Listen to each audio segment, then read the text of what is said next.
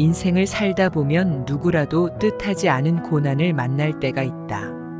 스스로 초래한 것도 있지만 다른 사람에 의해 혹은 환경 때문에 전혀 뜻하지 않게 맞닥뜨릴 때도 없지 않다. 예측할 수도 없고 통제하기도 어려운 일도 뜻하지 않은 순간에 다가온다. 누구나 이런 힘든 상황이 닥치면 마음의 고통을 겪고 마음이 흔들리게 된다. 이때 마음을 바르게 잡을 수 있으면 고난을 이겨낼 수 있고 끝내 마음을 잡지 못하면 휩쓸려 무너진다. 고난을 맞아 휩쓸려 무너지지 않으려면 가장 중요한 것은 바로 근본을 바로 세우는 것이다. 수신. 고난을 통해 마음이 흔들릴 때마다 몸을 바로 세우고 자신이 해야 할 일, 이루고자 하는 일에 집중할 수 있다면 스스로 무너지는 일은 없다. 수신을 행하는 사람은 고난이 닥쳤을 때 그 의미에 대해 깊게 성찰한다. 맹자는 하늘이 장차 그에게 큰 사명을 내리려 할 때는 하고자 하는 일을 어긋나게 함으로써 그가 더 큰 일을 할 수 있도록 한다라고 고난의 의미를 설파했다. 끝을 모르는 고통의 시간에서 절망이 아닌 희망과 소명을 붙잡아야 한다. 고난을 통해 잃어버렸던 자신의 정체성을 찾는 것도 수신의 힘이다. 사람들은 평온한 일상에 안주하며 자신이 가졌던 꿈과 이상을 잊고 산다. 큰 성공을 구가할 때도 마찬가지다. 성공에 미혹되고 취해서 자신의 본 모습을 잃어버린다. 우리 대부분은 평생 자신을 잃어버린 줄도 모르고 지낸다. 어린 시절부터 지녔던 꿈, 하고 싶었던 일, 내가 설정한 삶의 의미와 가치가 나를 이루는 정체성이 된다. 일상은 비범하지 않은 경험들을 반복해서 살아내는 삶의 과정이다.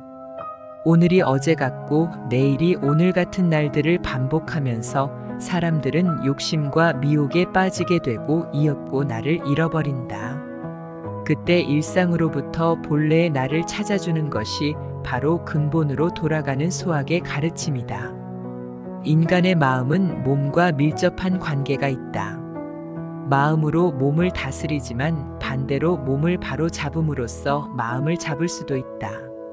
마음이 흔들릴 때마다 몸을 바로잡고 몸이 흐트러질 때마다 마음을 다잡아야 위대한 업적을 이룬다. 일생의 꿈을 품는 것도 중요하지만 그것을 실천하는 것은 또 다른 일이다. 마음을 다잡고 몸을 바로잡는 수신을 이룰 때 꾸준하게 자신의 일을 할 수 있다.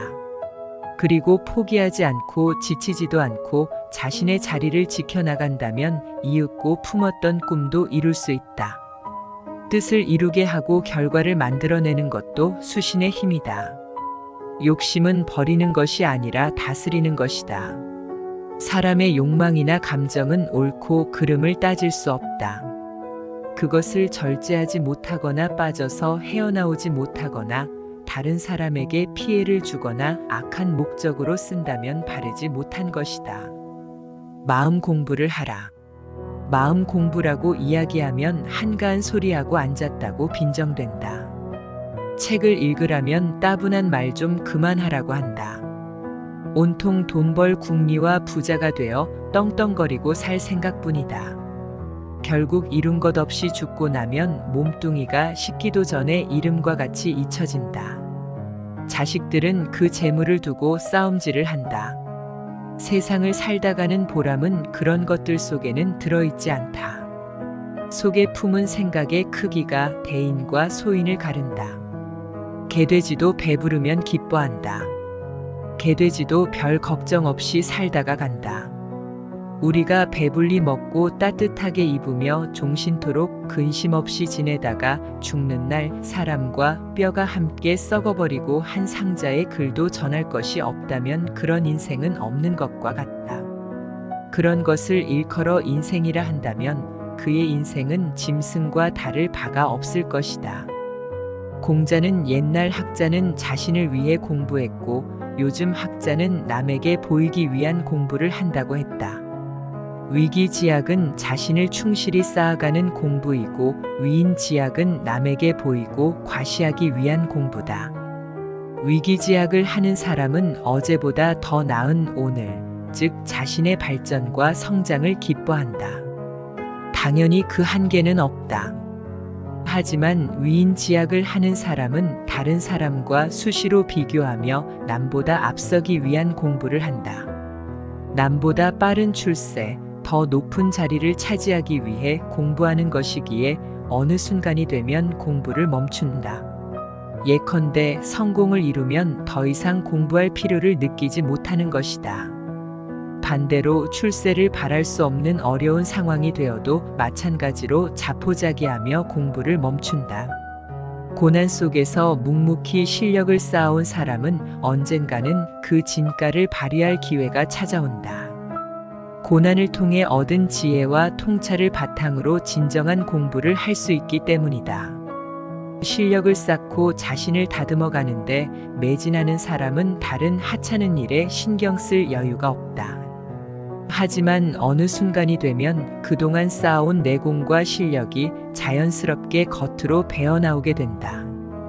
가득 찬 독이 넘치듯이 물이 잔뜩 밴 옷감에서 물이 흘러나오듯이 드러내지 않고 자랑하지 않아도 실력이 드러나고 사람들이 알게 된다.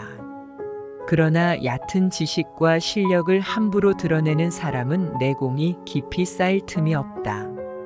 조금만 지식이 모여도 그것을 과시하기 위해 마구 보내기에 바빠서 고일 틈도 없다.